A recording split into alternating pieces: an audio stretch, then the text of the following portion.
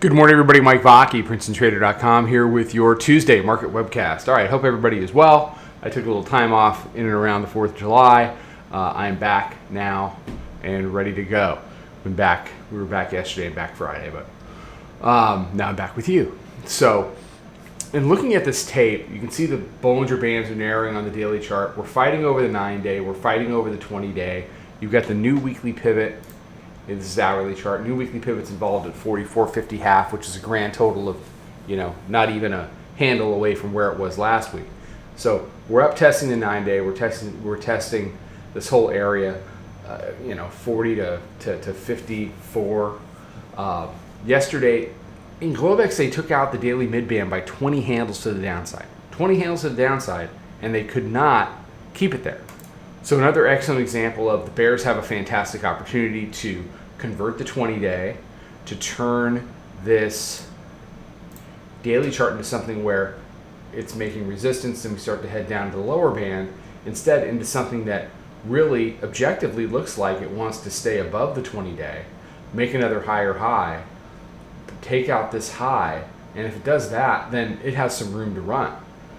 I mean, I'm sorry, bears, you're doing it to yourself. Take out these highs and see what happens. See what happens to you. Because it's not going to go down. You're going to, right now, for all intents and purposes, the market is compressing again. You can see the Bollinger Band starting to slip. I mean, look, slip where? It's, what is it? 2.78?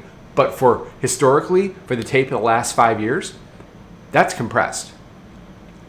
Back to the hourly chart, they had them here.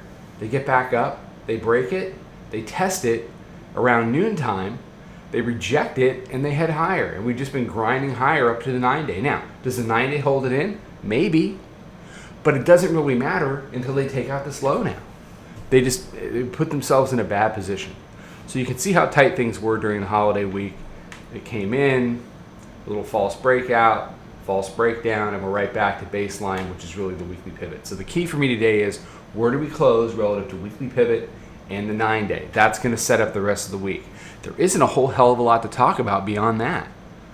Don't anticipate this move, but understand that we are compressing. It's going to get choppy. Take profits where you find them.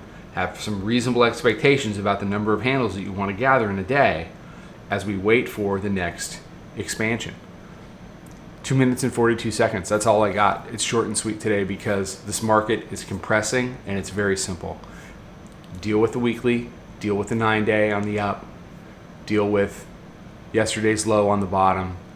Bears have no chance if they can't convert these green lines to resistance. If they can, then that opens up the lower Bollinger Band, and that's a nice little trip to around 43.73. All right. Have a fantastic day. Be safe, be healthy, take care, trade them well. I'll talk to you tomorrow.